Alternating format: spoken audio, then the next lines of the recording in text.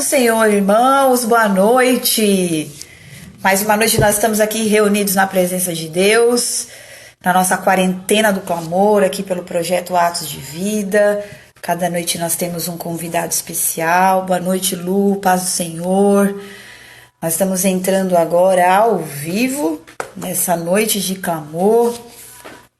E hoje nós temos aqui a presença do nosso amado pastor Edson Teixeira, que é o nosso líder no projeto Compaixão, um missionário aí que tem experiências maravilhosas dentro e fora do país. Para mim é um privilégio poder trabalhar junto com ele no projeto Compaixão no Sertão, e daqui a pouco ele estará aqui para trazer uma palavra da parte do Senhor para compartilhar conosco.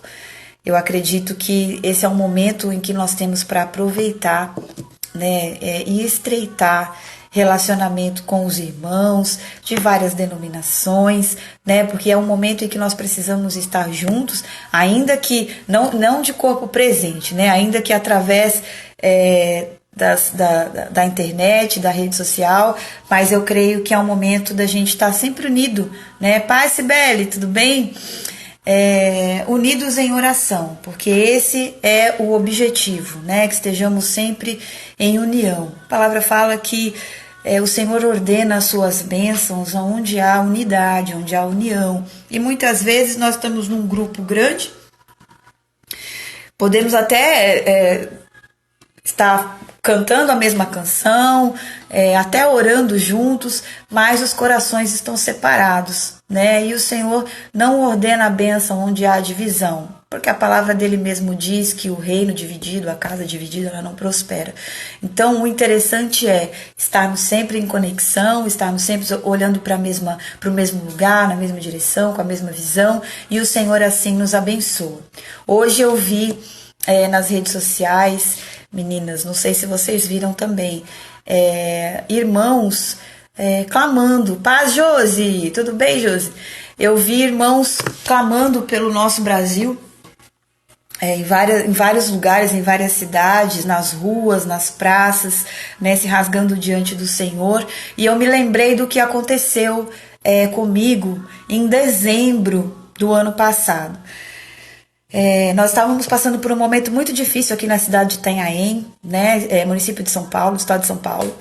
Existia uma opressão muito grande sobre a nossa cidade e um espírito de morte, de depressão, tinha atingido aqui a nossa cidade. Então a gente estava contemplando muitas coisas, assim, muitos suicídios, jovens tirando a vida, se cortando no colégio, trancados dentro do quarto, e aquilo era uma situação bem complicada.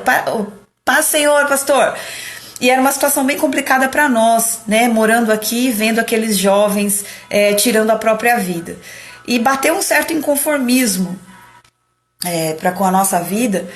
E a oração que a gente fazia na igreja parece que não era o suficiente para aquele momento que nós estávamos vivendo aqui no nosso município.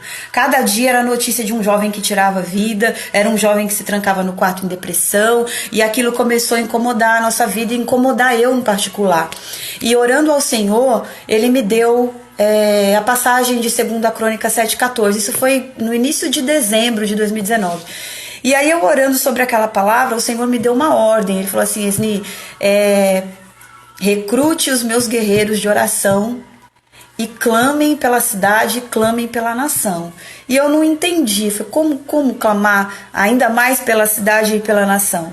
E aí eu entendi que nós tínhamos que sair para fora, né? Nós tínhamos que sair, a igreja precisava sair naquele momento, que dentro do templo não era o suficiente. Então nós reunimos, né, alguns guerreiros de oração do grupo Atos, né, e outros irmãos que também sempre acrescentam conosco, e nós fomos para o coração da cidade, que é a praça municipal aqui de Itanhaém, e era uma segunda-feira, por volta da meia-noite, e nós nos ajoelhamos naquela praça. A gente estava ali num grupo de mais ou menos 30 pessoas, nós nos ajoelhamos e ali nós fizemos uma oração de confissão e arrependimento diante de tantas atrocidades que vinham acontecendo não só na nossa cidade como na nossa nação. Nós chamamos a responsabilidade para nós, né, o pecado da nação, o pecado da cidade, e ali nós nos rasgamos na presença do Senhor, em confissão, em arrependimento, em lágrima, em choro. E naquele momento eu senti o Senhor abrir o céu sobre as nossas vidas ali e derramar a glória dele naquele lugar. E depois daquele momento, nós não conseguíamos parar de orar porque o Senhor começou a enviar pessoas para serem libertas ali naquela praça, né? A gente fez uma roda de mãos dadas depois e pessoas iam e entravam ali junto com a gente e ali a gente orando, o pessoal ministrando sobre a vida de cada um e pessoas sendo libertas, pessoas sendo curadas, reconciliações. Então a gente viu o mover de Deus através daquele momento de clamando em arrependimento, né, chamando aquela responsabilidade para nós, da corrupção, do adultério, da prostituição, né, do roubo, de tantos vícios, drogas, e foi algo assim muito interessante, foi uma experiência muito interessante para nós. E isso foi em dezembro. Foi em 16 de dezembro, quando nós fizemos essa ação, que Deus nos deu essa ordem, e debaixo dessa palavra. E nós nem imaginávamos que o que estaria por vir, né? Que é essa situação que nós estamos passando hoje. E aí eu entendi o porquê que Deus mandou clamar pela nação e se rasgar diante dele naquela noite em praça pública, né? Já preparando nós como exércitos para fazer sempre algo mais, orar de uma forma diferenciada, que é sair pelas ruas, é orar, é jejuar, clamar, se rasgar diante da presença do Senhor, porque da mesma forma como ele abriu os céus naquela noite, aceitou o nosso arrependimento, derramou da glória dele ali, né? E houve, né, aquele mover de Deus, assim também ele fará na nossa nação. Enquanto o povo sai pelas ruas, como foi, né, na manhã de hoje, pessoas pelas ruas orando, de joelho, prostradas no chão, eu creio que depois desse momento de turbulência ao qual nós estamos vivendo agora, né, no nosso país, eu creio que através desse arrependimento, né, que a gente tem chamado essa responsabilidade para nós como servos de Deus, eu creio que o Senhor vai rasgar os céus, né, sobre a nossa vida, sobre a nossa nação, e nós veremos um grande avivamento. E eu tenho certeza que o Brasil será reconhecido como palco de milagres diante de todas as nações, porque o que a gente tem passado, né, o que a gente tem vivido aqui nesses últimos dias é um chacoalhão de Deus mesmo, né, para a sua igreja, para a nossa vida, como a gente tem falado aqui, é um realinhamento de Deus com o povo dele. E eu creio, né, que quando a gente se humilha, quando a gente ora, quando busca a face de Deus, né, e entrega um arrependimento genuíno ao Senhor, com certeza, né, isso agrada o coração de Deus, ele rasga os céus e opera tudo aquilo que ele quer operar, enviando essa onda de avivamento, de milagre. Nós veremos cura, libertação, restauração de lares, de ministérios, de chamado, famílias, né, voltando para a presença do Senhor. Eu creio em nome de Jesus, amém? Agora eu vou estar convidando aqui o pastor Edson Teixeira, que é o nosso líder do Projeto Compaixão. Eu sei que ele é uma pessoa muito, muito, muito, muito ocupada. Eu sei que ele não tem muito tempo para nós e por isso eu já vou passar a bola para ele aqui, para que ele possa entrar aqui com a gente e compartilhar aquilo que Deus tem colocado no coração dele esses dias. Oi, querida. Tudo Paz, bem? Senhor! Tudo na paz? Tô falando com o homem mais ocupado dessa nação, é isso? É nada. Tô desocupado esses dias. Ah, eu só vejo live pra lá, live pra cá. Olha só, hein? Tá É, pregando mais quando saía por aí pelas nações. pois é, você viu? Esses dias eu pensei que eu ia ficar descansando, né? É nada, o Estudando, pessoal fica, o estudando pessoal fica de bastante. butuca em você, ó. É, e eu tenho um monte de lives que fala, né? Um monte já agendada para um monte de igreja, outros estados, outros países. Mas amém, é isso aí. A gente tem que usar de todos os meios para a gente poder comunicar as boas novas de Jesus e se edificar mutuamente, né? E é muito bom estar aqui com você, viu, Esni? Amém, amém. Eu não vou esticar, eu quero passar logo a oportunidade para você compartilhar o que o Senhor tem colocado no seu coração nesses dias. Mas antes disso, eu queria que você falasse um pouquinho do projeto Compaixão, convidar o pessoal para estar participando, porque tem gente que ainda não conhece. Tá bom. Projeto Compaixão é essa coisa maravilhosa que Deus deu para gente, né? Ele não é um projeto de um homem, não é um projeto de uma denominação, embora existem líderes de denominações, sempre é normal isso, né? Mas ele é um projeto do reino de Deus, onde pessoas de todas as denominações, de diferentes partes do Brasil se reúnem, se doam como voluntários, doam uma semana, doam 5 dias, e a gente consegue fazer esse trabalho bonito aí fora. No estado do Maranhão, no estado do Piauí, e às vezes a gente faz também, nós já fizemos no estado do Pará, fizemos também no Ceará, fizemos Sim. na Amazônia, você esteve em alguns desses também, né? E é um trabalho de evangelismo de evangelismo e ação social, onde nós levamos os médicos, os cabeleireiros, manicures, pedicures, pregadores, palhaços, psicólogos, pessoas que não sabem fazer nada, e que lá, lá aprende a fazer muitas coisas. Vocês que trabalham com louvor, outros que trabalham com as crianças, enfim, é uma miscelânea, uma variedade de pessoas com os seus talentos que se dedicam e que vão voluntariamente para esse projeto, e a gente abençoa uma cidade durante uma semana inteira, né? Então, as pessoas aí estão convidadas. Nós tivemos que, agora esse mês passado, tivemos que cancelar, né, a nossa caravana no segundo dia, lá no Maranhão. Na verdade, eu nem digo que nós cancelamos, nós demos uma brecada nela, esperar essa poeira baixar, né? E porque todas as coisas estão lá, o que levamos para aquela cidade ficará. Lá está guardada a loja solidária com as roupas, lá estão guardados a nossa tenda, o consultório odontológico, outras doações também, os recursos para a gente comprar as cestas básicas também estão guardados. E assim que baixar a poeira, nós vamos fazer um convite para Amém. poder levar o maior número possível de pessoas de novo para lá, né? A gente vai precisar de Amém. muita gente trabalhar lá naquela cidade. E só que a gente não sabe se vai ser julho, se vai ser agosto, se vai ser setembro. A gente não tem noção de quando é que essa poeira vai baixar, mas que nós vamos voltar. Nós vamos voltar em nome de Jesus. E aí Em tá, nome. o pessoal todo aí está convidado para estar com a gente. Infelizmente, a gente não tem uma data certa. E a outra cruzada que está marcada para outubro. Talvez a gente tenha alguma mudança também por causa dessas coisas, muitas agendas tiveram que ser mudadas. Então, eu vou estar sentando e conversando com o pastor Elbis, o pastor Josué, para a gente definir a data da segunda cruzada. Então, é só ficar de olho aí lá no Evangelista Edson Teixeira, no Facebook, que lá eu vou estar sempre postando, tá bom? Amém, glória a Deus. Foi bênção mesmo. Os 2 dias que a gente teve lá no Maranhão foi bênção demais, Foi né? extraordinário. A gente deixou a sementinha lá e com certeza o Senhor está regando. E quando a gente voltar lá, ó, a Sim. gente vai terminar, concluir o trabalho que iniciamos lá, eu tenho certeza disso. E eu sou muito grato a Deus, tá, Isni? Sou grato a Deus pela sua vida, sou grato a Deus por esse grupo imenso de voluntários que tem se unido a nós. Tem aqueles que vão uma vez, depois não vão mais, mas tem aqueles que sempre estão indo uma e outra vez, uma, 5, 6, 7, 8. Então, sempre são parceiros e você é uma delas.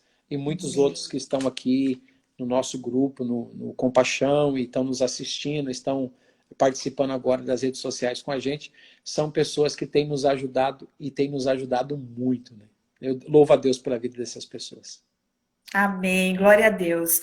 Sem muitas delongas, eu quero que você compartilhe com a gente o que o Senhor tem colocado no seu coração nesses dias, diante de toda essa situação que a gente tem vivido aqui no nosso país. O que o Senhor tem falado ao seu coração? Qual é a palavra que está latente dentro do seu coração? Se tem uma palavra, ou se é várias palavras, eu não sei. Compartilha conosco.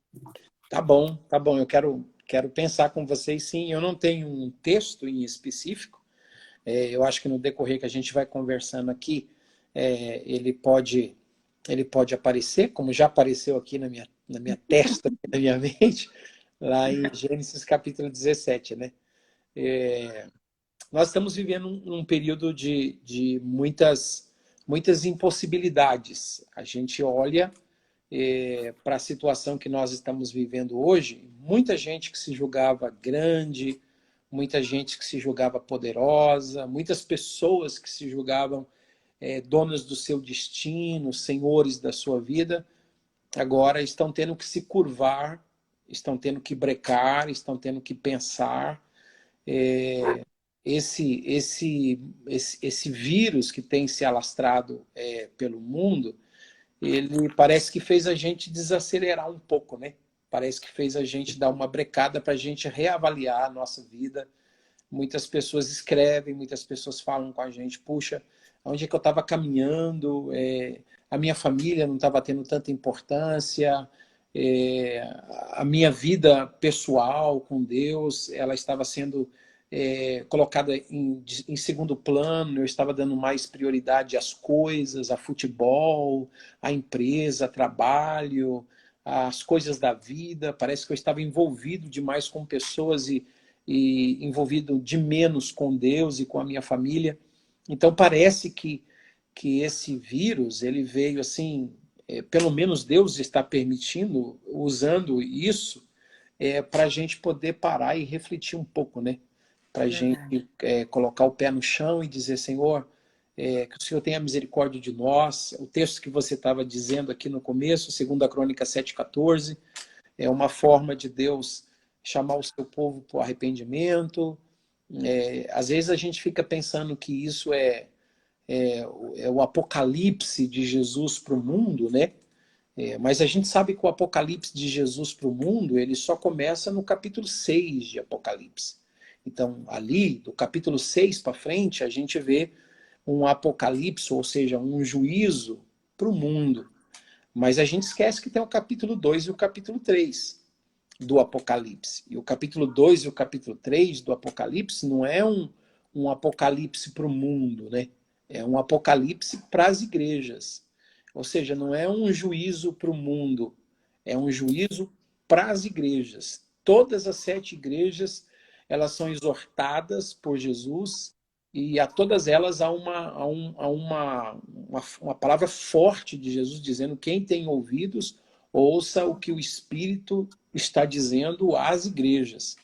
Então, isso cumpre-se aquela palavra que o apóstolo Pedro disse lá em 1 Pedro 4, que o juízo vai começar primeiro pela casa de Deus. Então, o juízo vai começar primeiro por aqueles que são de Deus. Depois, então, é que vem o juízo para o mundo. Então, eu vejo essas coisas acontecendo, mas eu não vejo assim como um juízo para o mundo, né? Eu acho que é mais uma chamada de Deus para nós, que somos o seu povo, para a gente abrir os olhos. Então, antes de ter o apocalipse para o mundo, a gente tem o apocalipse das igrejas. A gente tem o puxão de orelha de Jesus para suas igrejas, dizendo: você perdeu o primeiro amor, você já tem nome de que vive, mas já está morto, você tolera a doutrina dos nicolaítas, você tolera aí no meio de vocês a doutrina de Jezabel, e a gente precisa corrigir isso, porque senão vocês vão entrar no mesmo juízo, né? O apóstolo Pedro diz que nós, e o apóstolo Paulo também fala isso, que nós somos hoje julgados, 1 Coríntios 11, para a gente não ser condenado com o mundo. Então, Deus exorta a gente, né? Então eu vejo esse vírus aí como um puxão de orelha para a gente, o povo de Deus, para a gente se humilhar, para a gente buscar a presença de Deus, para a gente se apegar a Ele e para a gente ser também um referencial para as pessoas que estão lá fora, né? Mas o texto que me veio à mente ali em Gênesis 17 é diante de uma impossibilidade. Quando eu tenho pregado isso muito por aí, por esse Brasil afora, quando Deus aparece para Abraão e Deus diz assim: Abraão, você vai ser pai.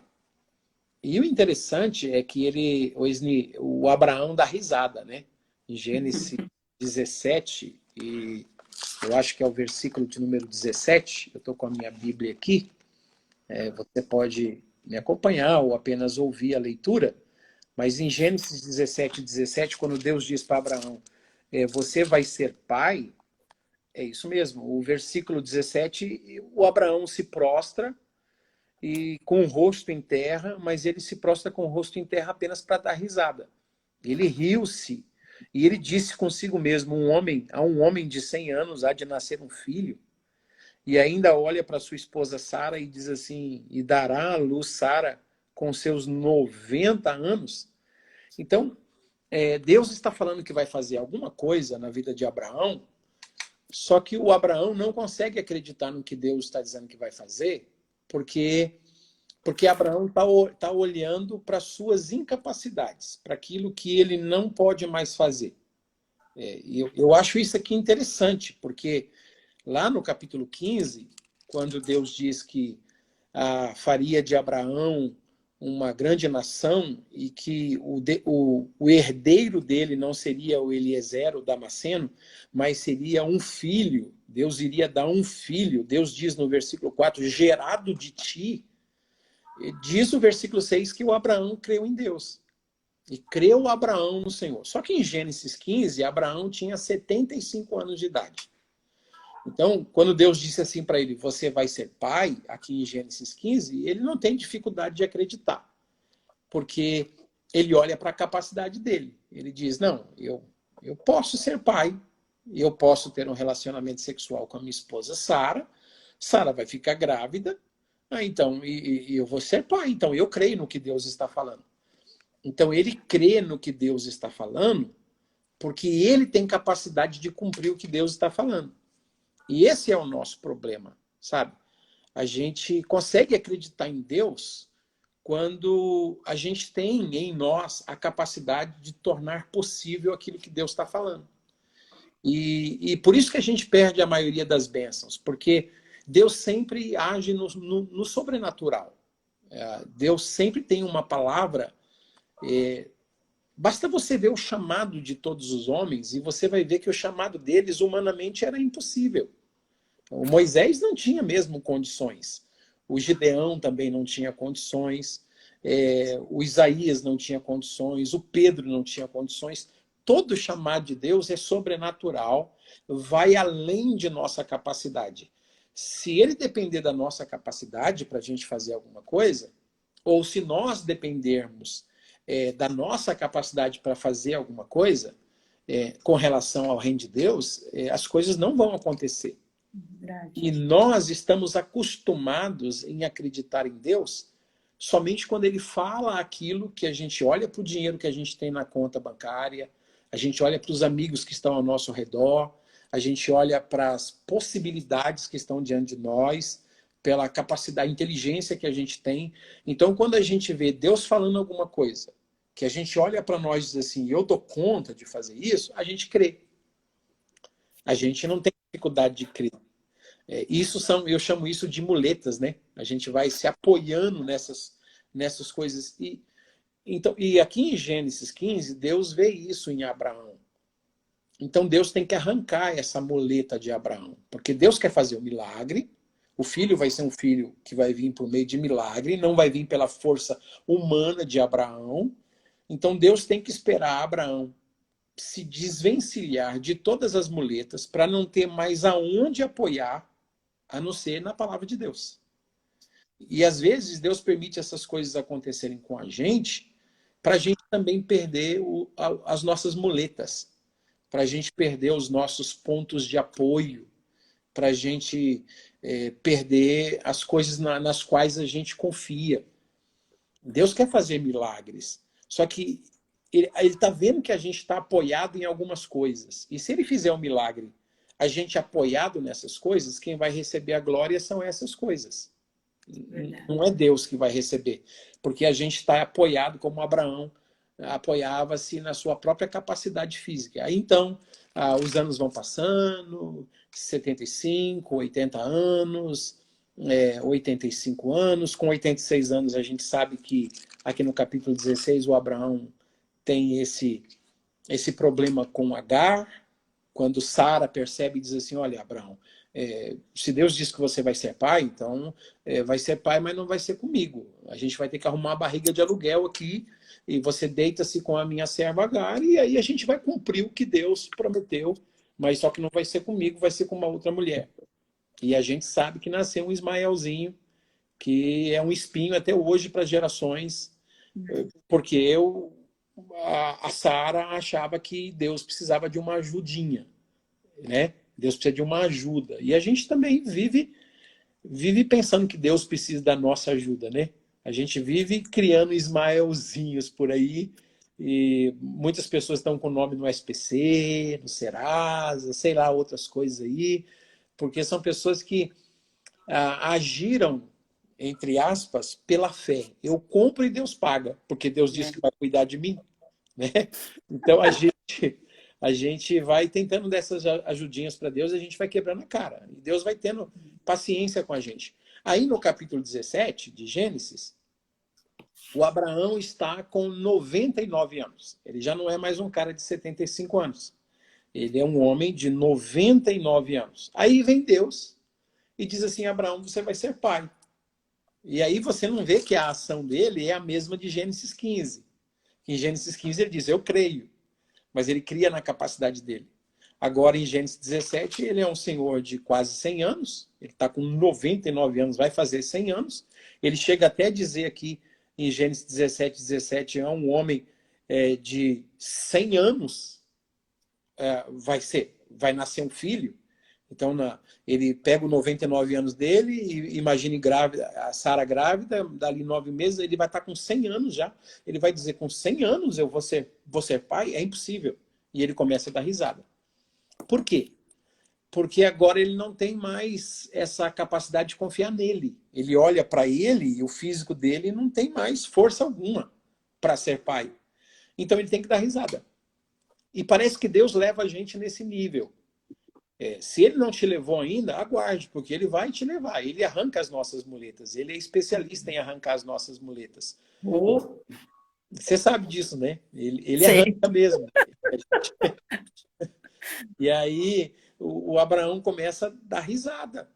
E por que ele dá risada? Porque ele diz: Deus, é impossível acontecer comigo o que o Senhor está falando. Porque eu não tenho mais capacidade de ser pai. E aí Deus vem e nos pega sem muleta alguma, sem dinheiro, sem recurso, sem sabedoria, sem portas abertas, sem necessidades supridas, e sem emprego. Aí vem Deus e fala: vou fazer isso na sua vida, vou fazer esse grande milagre. E a gente não crê. Por quê? Porque a gente está olhando para as nossas impossibilidades, para as portas fechadas, e a gente está sempre pensando que Deus só pode fazer quando a gente tem capacidade, e a gente se esquece que quando Deus nos chama para fazer alguma coisa, junto com o chamado vem a capacitação dele. Ele só quer a nossa obediência e dedicação. A gente obedece e diz: estou aqui, Senhor, eu não tenho capacidade para fazer, mas se o Senhor está me chamando, então eu creio. Eu vou acreditar no que o Senhor está além de mim. O chamado de Deus está além da gente. E quando a gente entende isso, aí Deus começa a agir em nós, Deus começa a agir através de nós, e Deus começa a agir apesar de nós. E sabe o que me chama a atenção para eu terminar? Não sei, talvez essa introdução eu estou terminando, tá bom? Já? Tô brincando. O que me chama a atenção é que no capítulo 17, Deus aparece a Abraão e diz assim: quando atingiu, parece que tinha alguém esperando Abraão atingir. Tinha um alvo, né? Quando atingiu Abraão a idade de 99 anos, então Deus apareceu para ele. Deus fica 13 anos sem se comunicar com ele. Gênesis 16 a Gênesis 17:1 são 13 anos que não existe nenhuma conversa, nenhuma palavra de Deus com Abraão por causa daquilo que aconteceu com Ismael, com Agar e com Sara. Aí, quando Abraão está com 99 anos, Deus aparece para ele. Ou seja, quando ele está se sentindo profundamente incapaz, quem sabe olhando para as estrelas e dizendo: estraguei os planos de Deus para a minha vida. Quando eu tinha 75 anos, eu acreditava, eu podia, agora eu sou um senhor de 99 anos, eu vou morrer sem ver os sonhos de Deus concretizados na minha vida. Sara vai morrer sem amamentar uma criança. Ou seja, as promessas de Deus nunca vão se cumprir na nossa vida porque a gente pisou na bola, a gente falhou, a gente tentou ajudar, a gente se apoiou em muleta, agora a gente não tem mais capacidade alguma. Aí vem Deus diante da incapacidade deles, e o versículo 1 diz assim: e apresentou-se o Senhor a Abraão na sua idade de 99 anos e disse assim: eu sou o Deus Todo-Poderoso. Interessante. Que é no momento em que ele se mostra, Abraão se sente o mais fraco, é que esse Deus vem e se apresenta como o Todo-Poderoso. Eu acho isso extraordinário. Porque, porque essa palavra, Todo-Poderoso, eu não sei qual que é a sua tradução, ou a tradução das Bíblias das pessoas que estão nos acompanhando, mas várias traduções, principalmente a Bíblia do Shed, a Bíblia Shed, ela vem com a palavra eu sou o El Shaddai. E algumas Amém. traduções vêm assim, eu sou aquele que é mais do que suficiente, eu sou aquele que pode todas as coisas. Mas essa palavra El Shaddai, ela é muito interessante, porque não existe como a gente fazer uma tradução para o português do hebraico. Não fica, a gente não vai conseguir entender. É só na cultura hebraica que eles conseguem fazer isso. Para nós ficaria esquisito. Porque essa palavra, eu sou o El Shaddai, que Deus aparece a Abraão, a palavra significa aquele que tem seios. Ou seja, Deus está dizendo assim, eu sou aquele que tem muitos seios. Essa é a palavra Shaddai, El Shaddai, aquele que tem muitos seios. Então você imagina Deus, a gente pegar aqui em português, aparecer o Senhor Deus Abraão dizendo, eu sou aquele que tem muitos seios. Você vai imaginar uma deusa hindu, né? Uma coisa assim. Mas na linguagem hebraica, quando você lê a Bíblia hebraica, o Antigo Testamento, você vai perceber que Deus ele tem essa figura, ela é paterna e materna. Deus tem a figura de um pai, mas também tem a figura de uma mãe. Ele se apresenta como um Deus que é pai e muitas vezes ele se apresenta como um Deus que é mãe. O salmista dizia, eu fiz sossegar a minha alma diante de ti, ó Deus, assim como uma criança que está desmamada no seio da sua mãe, assim a minha alma também. Então, você vai ver o profeta Isaías falando que Deus nos toma como se fosse uma mãe, e outros profetas também, Deus usa esses homens para trazer essa linguagem de que Deus é um Deus que tem esse cuidado materno. Mas o que Deus está dizendo para Abraão é o seguinte, Abraão, assim como uma mãe ela tem o leite, e nesse leite existe nutrientes suficiente para poder fortalecer o organismo da criança no seu crescimento. Então, Abraão, eu sou o El Shaddai. Você se sente fraco, você se sente incapaz, você não pode, mas se você, eu creio que todos vão me entender agora, se você vier mamar em mim há nutrientes para você. Em mim há força para você, em mim há fortaleza para a sua fraqueza, em mim há poder para as suas necessidades. Se você vir a mim, de mim vai sair poder para o milagre acontecer na sua vida. E é isso que a gente precisa aprender. E é isso que é fé. A fé é você não ter aonde mais se apoiar, não se olhar para Deus e dizer, Deus, se o Senhor não fizer, ninguém pode fazer. E eu creio que o Senhor vai fazer. E aí Deus vem e faz, e quando Ele faz, Ele é que é glorificado. Então, eu estou aqui falando para todos esses nossos amigos que estão nos assistindo e nos acompanhando nas redes sociais e também aqueles que vão assistir depois. Eu acho que isso fica gravado, né? Para as pessoas assistir depois. Coloque a sua fé em Deus. Talvez você olhe para as suas impossibilidades agora. Eu não tenho dinheiro para fazer faculdade, eu não tenho conhecimento teológico, eu não tenho alguém que me indica, eu não tenho dinheiro na conta, eu não tenho um monte de coisa, você pode estar dizendo aí. Mas se você tem Deus, o Deus de Abraão, El Shaddai, saiba que esse Deus tem nutrientes suficientes para fazer com que o que ele diz para você se torne uma realidade na sua vida se você se aproximar dele. Se você se apegar nele, se você se agarrar nele como uma criança, vem para o seio da sua mãe, você vai receber dele nutrientes para a sua fé. E a sua fé vai romper barreiras. A sua fé vai quebrar grilhões. E o que é que Deus fala para Abraão fazer quando Deus quer fazer o milagre na vida de Abraão? Deus troca o linguajar de Abraão. Então, o Abraão, até aqui, ele se chama Abrão, né? Abrão significa pai enaltecido. E Sara, até aqui, se chama Sarai. Aí Deus vem e diz assim, Abrão, a partir de agora, eu vou mudar o seu nome.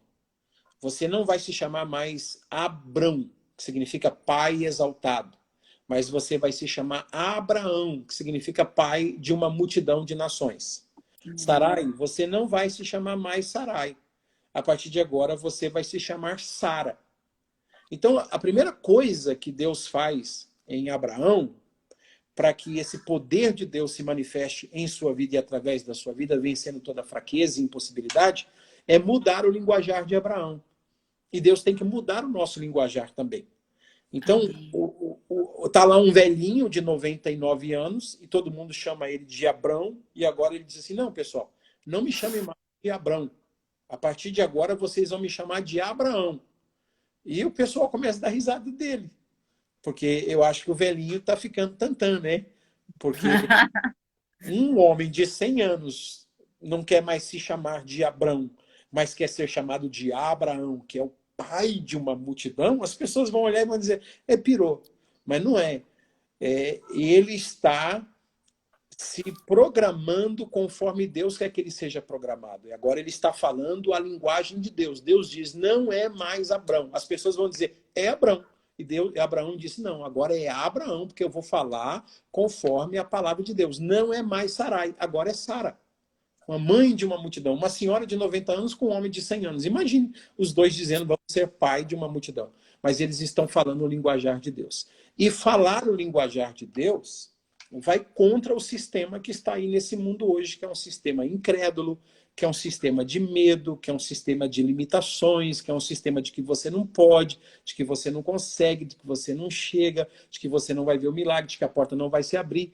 Agora, quando você começa a falar o linguajar de Deus, como diz salmista e diz o apóstolo Paulo, eu criei e por isso é que eu falei, e Paulo diz, nós também temos o mesmo espírito, nós cremos e por isso também falamos. E que espírito é esse que Paulo diz que nós temos? Lá em 2 Coríntios, capítulo 4, eu acho isso aqui extraordinário e eu termino com esse versículo. Ó, tendo, porém, o mesmo espírito de fé, 2 Coríntios 4, versículo 13, tendo, porém, o mesmo espírito de fé, como está escrito, eu criei, por isso é que falei. Também nós cremos e por isso também falamos. Então é falar de acordo com o espírito de fé.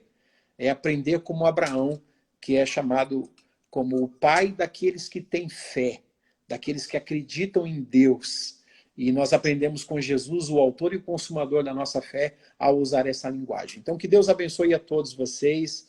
É uma honra imensa poder trazer essa meditação para vocês e que a gente possa crer e abrir a nossa boca para falar o que a gente crê de acordo com o espírito de fé, de acordo com a palavra de Deus. E com certeza os milagres vão acontecer, como aconteceu com Abraão, 100 anos, carregando um bebezinho e dizendo para todo mundo, não é meu neto, é o meu filho. Tá bom? Amém. Deus faz assim. Glória a Deus. Que benção essa meditação, meu Deus. A palavra do Senhor, ela é fantástica, né? Como ela alimenta a nossa alma, como traz vida para nós. Eu não tenho nada mais a falar nem a acrescentar, a não ser te agradecer pela oportunidade de estarmos juntos mais uma vez, né? De estarmos aí juntos no Compaixão. Obrigada pela oportunidade. Eu fiquei muito feliz e ainda hoje eu postei aquela foto do clamor, quando nós clamamos lá em Maranhão, você vestiu com a bandeira do Brasil, a gente nem sonhava em estar passando por esse momento aqui, né? Aquele momento de clamor ali. Foi um momento profético assim, lá. Não é? Foi demais, assim, foi muito marcante aquele momento. E eu agradeço a Deus pela oportunidade, assim, porque em cada edição eu aprendo muito, né? A gente aprende muito, né? E eu vejo muitas pessoas se redescobrindo, pessoas descobrindo seu chamado, né, descobrindo dons ali no projeto. E eu só tenho que agradecer a Deus pela sua vida mesmo, né, pelo Senhor ter te usado, né, de uma forma tão extraordinária para trazer para nós um projeto como esse e abençoar tantas vidas, né? Eu sou uma pessoa abençoadíssima, né, por te conhecer, conhecer essa família aí, que é a família Compaixão, e eu oro muito para que o Senhor possa te fortalecer, continuar te dando graça, né, que cubra a sua família sempre, né, de amor, de perdão, que envolva vocês através do amor dele, e que a gente possa continuar aí trilhando essa caminhada que o Senhor tem para nós, até a gente chegar ao céu. Eu gostaria de pedir para você clamar agora para a gente finalizar, para que você levantasse um clamor pela nossa nação, pelas famílias, por esse momento que nós estamos passando, e depois você pode nos abençoar, que nós vamos embora abençoadíssimos hoje, em nome de Jesus. Pai, nós queremos te agradecer por estarmos aqui na tua presença. O Senhor, diz o profeta Jeremias, é um Deus de perto e o Senhor também é um Deus de longe. O Senhor não conhece limites como nós conhecemos. Nós temos o privilégio de podermos orar. Nós oramos ao Senhor, o nosso Deus, o Deus de Abraão e o Pai de nosso Senhor Jesus Cristo. Obrigado, Senhor, porque nós temos o privilégio de poder entrar em tua presença por meio desse nome, por causa do sangue que foi derramado por nós naquela cruz. E entramos agora no Santíssimo Lugar como sacerdotes, como aqueles que apresentam a necessidade dos homens diante de ti. Nós somos sacerdotes e por isso nos apresentamos diante de ti a favor das pessoas, a favor das nações, a favor dos povos, a favor dos amigos, a favor dos nossos familiares, a favor do mundo, Senhor. Obrigado porque nesse momento a gente pode clamar aos céus na certeza de que o Senhor está nos ouvindo. Senhor, nós pedimos uma intervenção tua. Assim como os homens no passado oraram para que pragas cessassem, assim como Arão veio e se colocou entre os vivos e os mortos com o incensário aceso, e a tua palavra diz que a praga cessou, nós, como Arão, como sacerdotes, nós também nos colocamos entre os vivos e os mortos. E nós te pedimos, Pai, que a nossa oração suba como incenso e que essa praga cesse na terra, que essa praga cesse nas nações, que essa praga cesse nos povos. Ó Senhor, pedimos que o Senhor tenha misericórdia dos países, países como a Itália, que tem sido a mais assolada, que o Senhor tenha misericórdia, Senhor, que essa praga cesse naquela nação também. Países como Espanha, como Portugal, como Alemanha, como França, como a China, a nossa nação aqui no Brasil. Oh, meu Deus, tantas vidas sendo ceifadas. E nós clamamos, Pai, nós clamamos por uma intervenção do Senhor. Nós estamos diante de uma situação em que muitos médicos estão, cientistas, estudiosos, estão tentando buscar a cura para esse coronavírus. E a gente sabe que o Senhor deu inteligência para os homens, para eles descobrirem essas vacinas. Ilumina a mente deles. Ilumina, Senhor. Ainda hoje, aonde quer que eles estejam pesquisando, que uma luz brilhe, que um milagre aconteça, em nome de Jesus, e que o Senhor use os médicos, use esses estudiosos para descobrirem uma vacina que possa trazer a cura para as pessoas que estão infectadas por esse vírus, Pai. Enquanto isso, o Senhor estenda as tuas mãos também para impedir com que esse vírus se propague, se multiplique, que o Senhor possa freá-lo, que o Senhor possa destruí-lo, que o Senhor possa acabar com ele também. O Senhor pode fazer isso.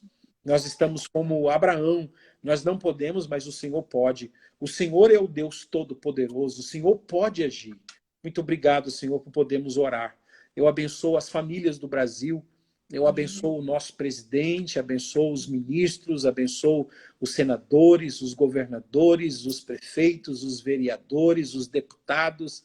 Eu abençoo, Senhor Deus, a equipe da saúde da nossa nação, os médicos, os enfermeiros, enfim, todos esses que estão trabalhando para proteger, para curar, para, Senhor Deus, guardar o nosso povo, que o Senhor os guarde também, que o Senhor os guarde junto com seus familiares, que o Senhor os proteja, Senhor, de todo mal, em nome de Jesus. Também eu oro pela família Compaixão, essas centenas e centenas e centenas de brasileiros espalhados pelos estados do Brasil, que têm um coração tão generoso, tão bom, Senhor. Senhor, que mesmo em meio a uma pandemia no mundo, estão dispostos a dizer: eis-me aqui, Senhor, nós estamos prontos para ir e abençoar as pessoas, que o Senhor os recompense. Abençoe a SNI, abençoe a sua igreja local, seus pastores, a sua família, abençoe a sua casa, abençoe a todos aqueles que estão participando dessa oração aqui agora, ao vivo, e aqueles que vão ouvir essa oração depois. Que o mesmo poder venha sobre a vida deles e que eles sejam guardados pelo teu poder. Pedimos que assim seja, no nome precioso de Jesus de Nazaré, para a tua glória e para o teu louvor, ó Pai. Amém e amém, Senhor Jesus. Graças a Deus. Graças a Deus. Amém, graças a Deus. Beijo grande, beijo pro pessoal que tá aí, que entrou. Tanta gente entrou, não deu nem para falar, né, os nomes aqui, mas que o Senhor possa abençoar a vida de cada um. Obrigado por todos que participaram. O Milton está aí, a Nini, a Wala, o Marcos, Paulo. Eu estou vendo. Cláudia, Regiane. Essa tem turma muita toda. gente. Um abração para todos, tá? Gente, beijo no coração, obrigada. Amanhã a gente está aqui de novo às 22 horas. Aqueles que quiserem aí seguir com a gente nessa quarentena de oração, pode chegar aí conosco às 22 horas amanhã, nós estamos aqui, tá bom? Meu pastor, beijo no seu coração, amo você. Amém. Até a logo, próxima. logo a gente tá junto de novo, hein? Amém. Beijo, fica com Deus. Tchau, pessoal. Amém.